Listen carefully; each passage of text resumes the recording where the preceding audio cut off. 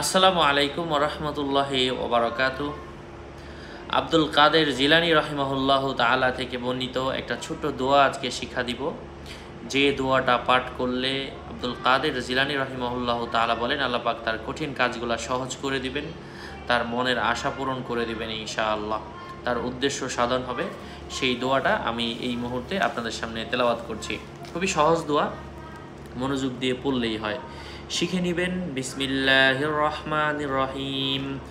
সুবহানাল কাদিরিল কাহিরিল কওয়িল কাফি, ইয়া হাইয়ু ইয়া কাইয়ুম, লা হাওলা ওয়ালা কুওয়াতা বিসমিল্লাহিল আলিয়্যিল আযীম।